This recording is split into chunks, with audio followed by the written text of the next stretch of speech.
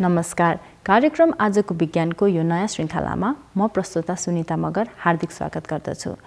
नेपाल सरकार शिक्षा विज्ञान तथा प्रविधि मन्त्रालय, बीपी कोइराला मेमोरियल, प्लानेटोरियम तथा अब्जर्भेटरी, विज्ञान सङ्ग्रहालय विकास समिति तथा नेपाल टेलिभिजनको संयुक्त प्रस्तुति कार्यक्रम आजको विज्ञान 15 दिनको अन्तरालमा हरेक मङ्गलबार राति 9:30 बजे नेपाल टेलिभिजनबाट प्रसारण हुने गर्दछ। यस कार्यक्रममा हामी विज्ञान तथा प्रविधि क्षेत्रका रोचक गतिविधि तथा सामग्रीहरू प्रस्तुत गर्ने गर्दछौँ। त आउनुहोस् कार्यक्रमको सुरुवात गरौँ। कार्यक्रमको पहिलो स्तम्भ विज्ञान गतिविधिबाट। प्राचीन कालदेखि नै मानवहरूले ब्रह्माण्डको सृष्टिको विषयमा विभिन्न सिद्धान्तहरू प्रतिपादित गर्दै आएका छन् र आफ्नो जिज्ञासालाई शान्त पार्न निरन्तर रूपमा विभिन्न अध्ययन तथा अनुसन्धानहरूमा वैज्ञानिकहरू संलग्न छन्। समय समयमा खगोलविदहरूले ब्रह्माण्डको उत्पत्ति तथा यसको प्रसारणका निमित्त विभिन्न सिद्धान्तहरू प्रतिपादित गर्दै आएका छन्। यसै क्रममा हालमा नै ब्रह्माण्डको प्रसारणको सिद्धान्तले ब्रह्माण्डको रहस्यमयतालाई उजागर गर्न बढी सफल भएको देखिन्छ। 13.8 अरब वर्ष पूर्वक महाविस्फोटनको सिद्धान्तद्वारा ब्रह्माण्डको सृष्टि कसरी भएको हो भनेर व्याख्या गरे तापनि वर्तमानमा ब्रह्माण्डको अध्ययनद्वारा प्राप्त तथ्याङ्कहरू र विस्फोटनको तथ्याङ्कहरू पूर्ण रूपमा मेल खाँदैनन्। साथै हब्बल स्थिराङ्कद्वारा प्रस्तुत ब्रह्माण्डको प्रसारण दरले पनि उक्त भिन्नतालाई अझ पुष्टि गर्दछ।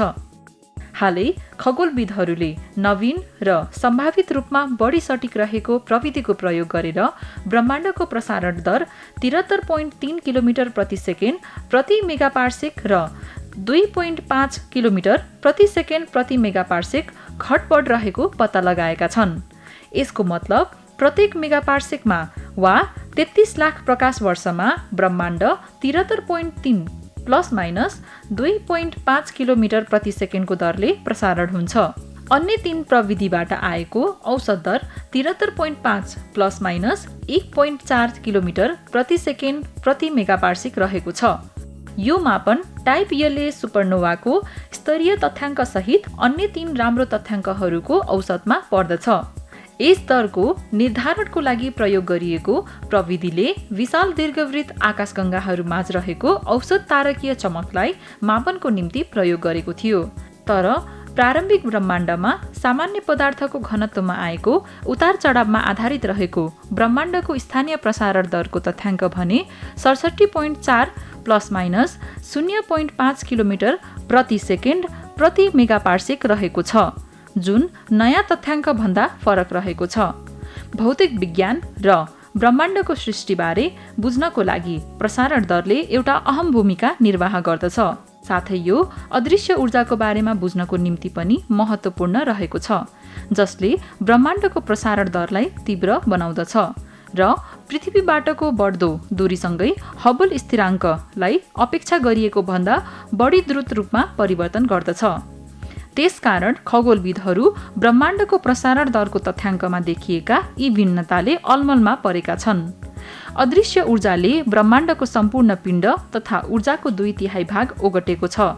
तथापि अदृश्य ऊर्जा अहिलेसम्म एउटा रहस्यको विषय रहिआएको छ। नयाँ तथ्याङ्कका लागि खगोलविदहरूले 63 विशाल दीर्घवृत्तकार आकाशगङ्गाका सतहको दीप्तिकम प्रकाशको तीव्रतामा आउने खडबडको मापन गरे र यसबाट उनीहरूले हब्बल स्थिराङ्कको मान पत्ता लगाउन प्रत्येक आकाशगङ्गाको लागि दूरीको निर्धारण गरे र प्राप्त दूरीलाई गतिसँग तुलना गरे। सतहको दीप्तिकम प्रकाशमा आउने अस्थिरतामा आधारित प्रविधि अन्य प्रविधिहरूसँग निर्भर हुँदैन र पृथ्वीबाट 33 करोड प्रकाश वर्षभित्र यस प्रविधिले अन्य विधिहरूभन्दा अधिक सटिक दूरी तथ्याङ्क प्रदान गर्न सक्दछ। नमुनामा रहेका 63 आकाशगङ्गाहरू पृथ्वीबाट 15 देखि 79 मेगापार्सेकको दूरीमा रहेका छन्, जसले ब्रह्माण्डको केवल एक सानो अंशलाई मात्र प्रतिनिधित्व गर्दछ। क्यालिफोर्निया विश्वविद्यालयका खगोलविद चङ पेमा स्थानीय आकाशगङ्गाहरूको ठूलो सर्वेक्षणका नेतृत्वकर्ता हुन्। उनको टोलीले 43 आकाशगङ्गाहरूको डेटा प्रदान गरेका थिए, जसको प्रयोग ब्रह्माण्डको प्रसारणको नयाँ विश्लेषणमा भएको थियो। यी 63 आकाशगङ्गाहरूको डेटाहरूको सम्मेलन तथा विश्लेषण भने नेसनल साइन्स फाउन्डेशनल नोयर ल्याबका खगोलविद जोन ब्लेक्सलीले गरेका थिए। जबदेखि एडविन हबलले पहिलो पटक स्थानीय प्रसारण दरको मापन गरे तबदेखि हबल स्थिराङ्क विवादको विषय बन्दै आएको छ। एडविन हबलले मापन गरिएको स्थानीय प्रसारण दर पत्ता लगाइएका अन्य प्रसारण दरको तुलनामा 7 गुणा बढी रहेको छ, जसले ब्रह्माण्ड पुराना ताराहरू भन्दा पनि कान्छो रहेको सङ्केत गर्दछ। अहिलेसम्म पनि अन्तरिक्षमा पिण्डहरूले आफू कति टाढा छन् भनेर केही सङ्केतहरू दिए तापनि उनीहरूको सटिक स्थान पत्ता लगाउन भने समस्याको विषय रहिआएको छ। वर्तमान अवस्थामा खगोलविदहरू निकै दूरीमा रहेका पिण्डको स्थान पत्ता लगाउन सक्षम भएका छन्। उदाहरणको लागि खगोलविदहरूले न्यून गतिशील रहेका तर निकै दूरीमा रहेका पिण्डको स्थान पत्ता लगाउन सफल भएका छन्। निकै दूरीमा अवस्थित सेफिड्स भनिने परिवर्तनशील ताराहरूको चमक उनीहरूको स्थानसँग जोडिएको हुन्छ। त्यसै गरी टाइप एले सुपरनोभा अझ टाढा दूरीमा अवस्थित हुन्छन् र यो अत्यन्त शक्तिशाली विस्फोटक भएका कारण पूर्ण आकाशगङ्गा झैँ चम्किन्छन्। दुवै सेफिड्स र टाइप एले सुपरनोभाका लागि समयको क्रममा परिवर्तन हुने तरिकाबाट तिनीहरूको पूर्ण दीप्तिकम प्रकाश पत्ता लगाउन सम्भव रहेको छ र यस चमकको मानको प्रयोग गरेर खगोलविदहरूले पृथ्वीबाट यिनीहरूको दूरीको मापन गर्न सक्दछन्। निकै दूरीमा अवस्थित आकाशगङ्गामा भएका टाइप एले सुपरनोभाको विस्फोटकहरूबाट निर्धारण भएका दूरीको प्रयोग गरेर खगोलविदहरूले हबल स्थिराङ्कको सबैभन्दा सटिक तथ्याङ्क मापन गर्न सक्दछन्। तथापि नयाँ विधिहरूले एकै किसिमको सङ्ख्याको मान दिन्छन्। सतहको दीप्तिकम प्रकाशमा आउने स्थिराङ्कको प्रयोग गर्ने विधि सबैभन्दा नयाँ विधि हो। यो विधिले विशाल दीर्घवृत्ताकार आकाशगङ्गा पुरानो हुन्छन् र यो आकाशगङ्गाहरूमा ताराहरूको सङ्ख्यामा परिवर्तन आउँदैन भन्ने तथ्यमा निर्भर गर्दछ। यस विधिमा आकाशगङ्गाहरूमा रहेका अधिकतम रत्तिम ताराहरूलाई औसत इन्फ्रारेड चमक प्राप्त गर्नको लागि नमुनाको रूपमा प्रयोग गर्न सकिन्छ। अनुसन्धानकर्ताहरूले Hubble space telescope wide field camera 3 को प्रयोग गरी प्रत्येक आकाशगङ्गाको उच्च रेजोल्युसन इन्फ्रारेड छविहरू प्राप्त गरे र छविमा प्रत्येक पिक्सेल औसतभन्दा कति फरक छ भन्ने निर्धारण गरे। छविमा उतार चढावहरू जति मिलेका हुन्छन् आकाशगङ्गाहरू त्यति नै टाढा हुन्छन्। प्रारम्भिक ब्रह्माण्डबाट आएका असामान्यताहरू सरल ब्रह्माण्डको सिद्धान्तमा आधारित छन्, जसलाई ल्याम्डा कोल्ड डार्क म्याटर पनि भनिन्छ। यस सिद्धान्तले केही प्यारामिटरहरू प्रयोग गरी ब्रह्माण्डको विकास वर्णन गर्दछ। यी सबै स्थानीय मापनको सम्बन्धमा पर्यवेक्षकहरू नै गलत हुन सक्ने केही व्यक्तिहरूको सोच रही आएको छ, तर नयाँ तथ्याङ्कहरूको प्रकाशनसँगै यो दाबी गलत हुँदै गएको छ, जसका निमित्त विभिन्न तरिकाहरू जस्तै सुपरनोभा, एसबीएफ, गुरुत्वाकर्षण लेन्सिङ, पानी मेजरहरूका लागि एकै दिशामा त्रुटिहरू व्यवस्थित हुन आवश्यक पर्दछ। त्यसैले जब हामी बढी स्वतन्त्र मापनहरू प्राप्त गर्दछौँ यो हिस्सा हामीले अझ बुझ्दै जान्छौँ। यसै क्षेत्रका एक खगोलशास्त्री वेन्डी फ्रिडम्यानले हालै हबल स्थिराङ्कको अध्ययन गर्दै हबल स्थिराङ्क 69.8 प्लस माइनस 1.9 किलोमिटर प्रति सेकेन्ड प्रति मेगापार्सेक मापन गर्दै एक अध्ययनमा प्रकाशित गरे। त्यसै गरी भौतिक विज्ञानमा अदृश्य ऊर्जा पत्ता लगाएका कारण 2011 का नोबेल पुरस्कार साझा गर्ने खगोलविद एडम रियासले भने हबल स्थिराङ्कको पछिल्लो नतिजा 73.2 प्लस माइनस 1.3 किलोमिटर प्रति सेकेन्ड प्रति मेगापार्सेक रिपोर्ट गरेका छन्। कार्यक्रममा अब पालो रहेको छ विज्ञान तथा प्रविधि क्षेत्रमा भएको अभिनव उपकरणहरूको विकास सम्बन्धी एक रिपोर्ट। हालै एनडीभी नामक अमेरिकी स्टार्ट कम्पनीले उच्च क्षमता रहेको हिरामा आधारित अल्फा बीटा र न्यूट्रोन भोल्टाइक ब्याट्री आविष्कार गरेको छन्। क्यालिफोर्नियामा अवस्थित न्यानो डायमन्ड ब्याट्री पूरा नाम रहेको यो कम्पनीले यो ब्याट्री 28,000 वर्षसम्म चल्ने दावा गरेको छ। यस न्यानो डायमन्ड ब्याट्रीको निर्माण गर्नको निमित्त कम्पनीले आणविक फोहोरबाट निस्कने रेडियोधर्मी आइसोटोपहरूलाई प्रयोग गरिएको न्यानो आकारको हिराका पत्रहरूसँग संयोजन गरे। हिरा एक दुर्लभ वस्तु हो र यसले तापको शोषण राम्ररी गर्न सक्दछ। माइक्रो आकार रहेका हिराहरूले तापलाई रेडियोधर्मी आइसोटोपहरूबाट यति चाँडै सार्दछ कि यसबाट बिजुलीको उत्पादन हुन्छ। ब्रिस्टल विश्वविद्यालयका वैज्ञानिकहरूले पहिलो डायमन्ड न्युक्लियर भोल्टेक ब्याट्री सन् 2016 मा प्रस्तुत गरेका थिए। यस ब्याट्रीमा ग्रेफाइट कोल्ड न्युक्लियर रियाक्टरबाट निस्केको ग्रेफाइटको फोहोर प्रयोग गरिएको थियो। यसरी प्राप्त दूषित ग्रेफाइट हजारौँ वर्षसम्म रहन सक्दछन् र यसमा हिराको संलग्नताले विद्युत उत्पादन हुन्छ। एनडिबीले आफ्नो न्यानो डायमन्ड ब्याट्रीको निर्माण यही अवधारणाको प्रयोग गरी गरेको छ। फरक यति रहेको छ कि एनडिबीले उच्च मात्रामा ऊर्जा प्राप्त गर्न हिरा र रेडियोधर्मी आइसोटोपको प्यानलका धेरै पत्रहरू प्रयोग गरेका छन्। एनडिबीको अनुसार यो ब्याट्री मानिसहरूको लागि सुरक्षित पनि रहेको छ, जुन धेरै मात्रामा ताप सोच्न सक्ने उपकरणभित्रै विकिरणलाई रोक्न सक्ने र सबैभन्दा गरुङ्गो सामग्री हो। यो ब्याट्रीहरूलाई भविष्यमा विभिन्न प्रकारको अन्तरिक्ष यानलाई ऊर्जा दिन प्रयोग गर्न सकिन्छ, जस्तै उपग्रह।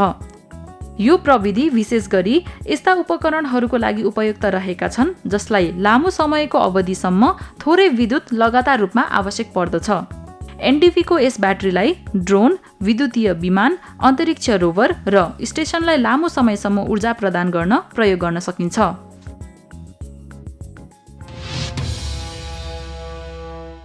गत साता बीपी कोइराला मेमोरियम प्लानेटोरियम तथा अब्जर्भेटरी र विज्ञान सङ्ग्रहालय विकास समितिद्वारा आयोजित 17th school on astronomy and space science सम्बन्धी एक रिपोर्ट।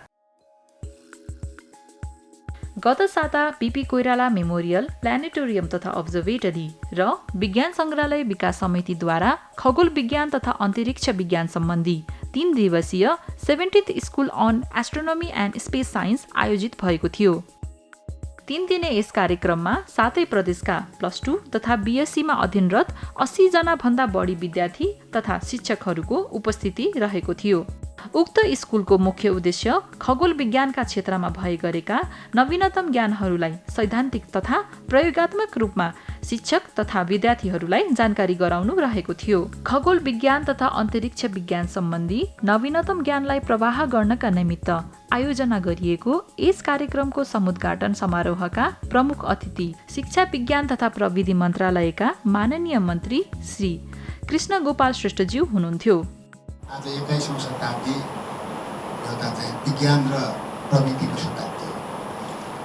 जबसम्म विज्ञान र प्रविधिलाई हामीले चाहिँ नि व्यवस्थित ढङ्गले अगाडि बढाउन सक्दैनौँ, तबसम्म मुलुकलाई चाहिँ नि एउटा साँच्चैको अहिले सरकारले सोचेको अनुसारको समृद्ध राष्ट्र बनाएको छ। समृद्ध मुलुकलाई समृद्धिको दिशामा लिएर जानु पनि विज्ञान र प्रविधि एउटा महत्त्वपूर्ण अङ्ग हो र त्यसैले नै मुलुकलाई चाहिँ नि 21औं शताब्दीमा अन्य विकसित मुलुकको सन्दर्भमा विकसित मुलुकको त्यो स्थितिमा चाहिँ पुर्याउने काममा अगाडि बढ्छ।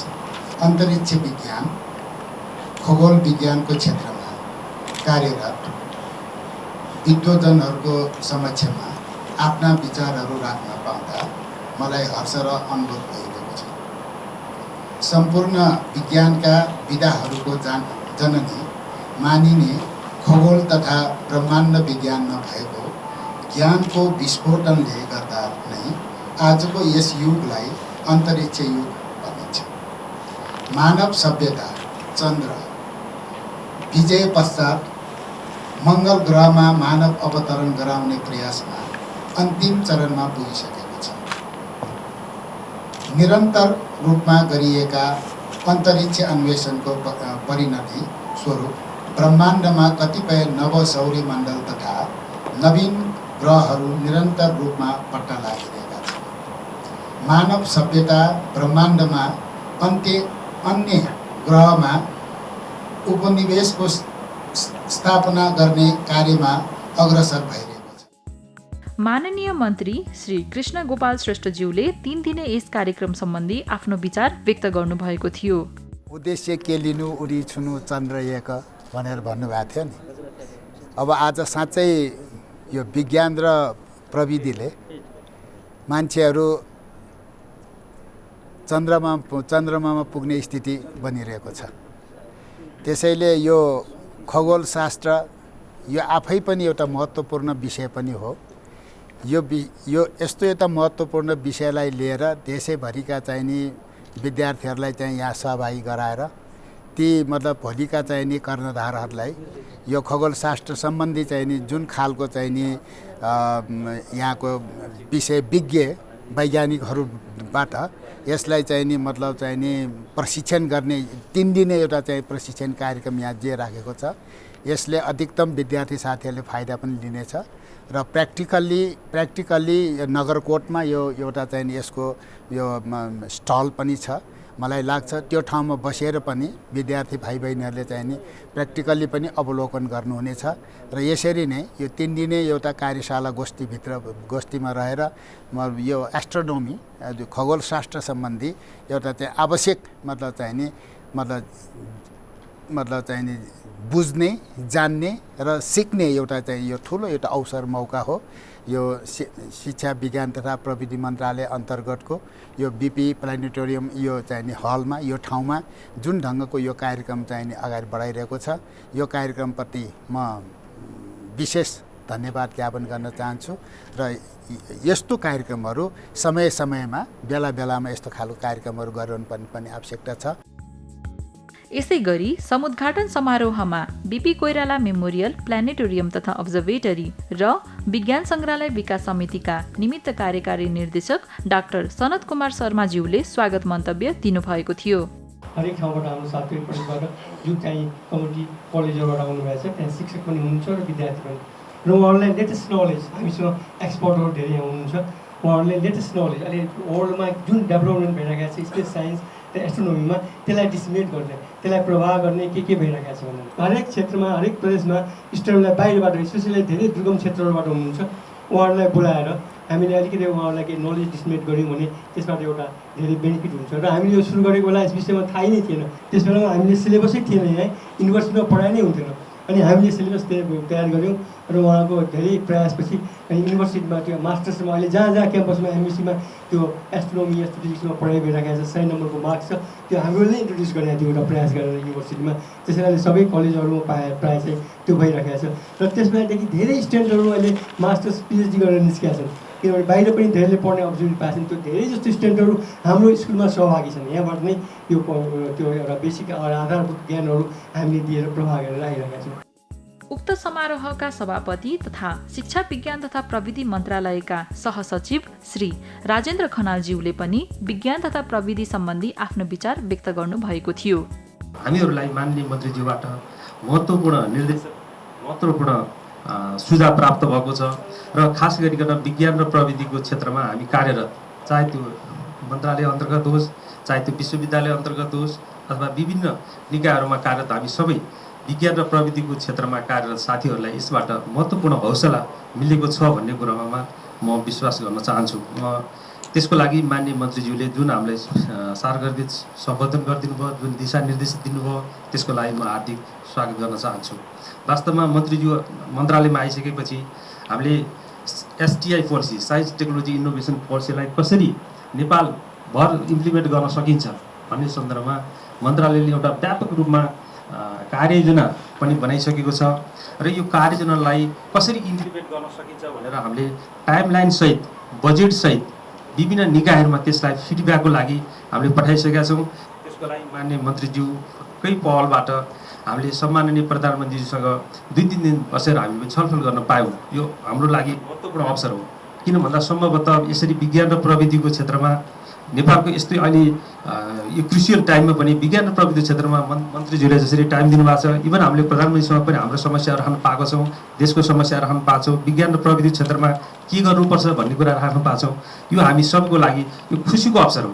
हामीले आशा गरौँ केही समयपछि हामी त्यो कार्ययोजनालाई हामीले पनि इम्प्लिमेन्ट गर्न सकौँ ताकि साइन्स र टेक्नोलोजीमा पनि गभर्मेन्ट सेक्टरबाट अझ केही थप कार्यक्रमहरू सञ्चालन गर्न सकौँ। कार्यक्रममा अब पालो रहेको छ विज्ञान प्रश्नोत्तर जसमा यहाँहरूले नै सोध्नु भएको प्रश्नको उत्तर सम्बन्धित विशेषज्ञहरूले दिनुहुनेछ। नमस्कार, मेरो नाम पवित्र विक। म त्रिशुली सेकेन्डरी स्कुलमा कक्षा 11 साइन्स विषय लिएर पढ्छु। मेरो क्वेसन चाहिँ यो रहेको छ हाम्रो मिल्की वे ग्यालेक्सी र एन्ड्रोमेडा ग्यालेक्सी कोलाइड हुन्छ भने वैज्ञानिकहरूले पत्ता लगाएका छन्। त्यसो भए हाम्रो अर्थमा त्यो कोलाइजनको के प्रभाव पर्न सक्छ? हामी जुन आकाशगङ्गामा बस्छौँ त्यो आकाशलाई हामी मिल्की वे आकाशगङ्गा भन्छौँ। हामीले रात्रिमा सफा आकाश भएको बेला आकाशमा हेऱ्यौँ भने हामीले के देख्छौँ भने लामो आकाशमा एक ठाउँदेखि अरू ठाउँसम्म सेतो नदी जस्तो गएको ताराहरूको समूह देख्छौँ। त्यसैलाई नै हामीले आकाशगङ्गा भनेको हौँ। यो हाम्रो आकाशगङ्गा हो। हाम्रो आकाशगङ्गा स्पाइरल सेप अर्थात् चक्राकार आकारको छ र त्यसको एउटा बाहु एउटा आर्ममा एउटा हातमा हाम्रो सौर्यमण्डल अवस्थित छ। र त्यसको सँगसँगै एन्ड्रोमेडा ग्यालेक्सी हाम्रो छिमेकी ग्यालेक्सी अर्थात् तारापुञ्ज हो, ताराहरूको महाकाय संरचना समूहहरू हो।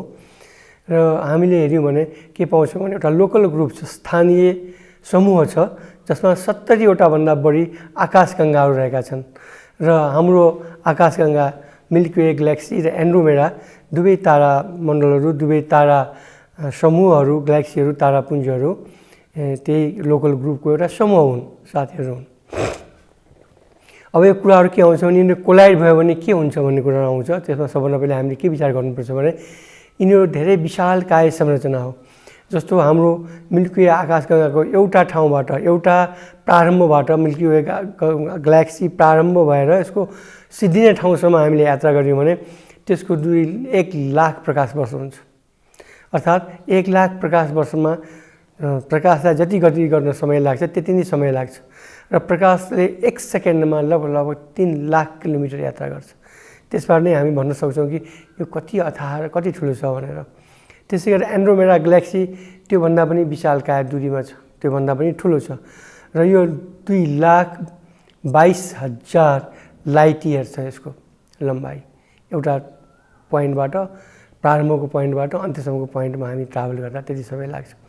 त्यसमा खरबौँ खरब ताराहरू छन्।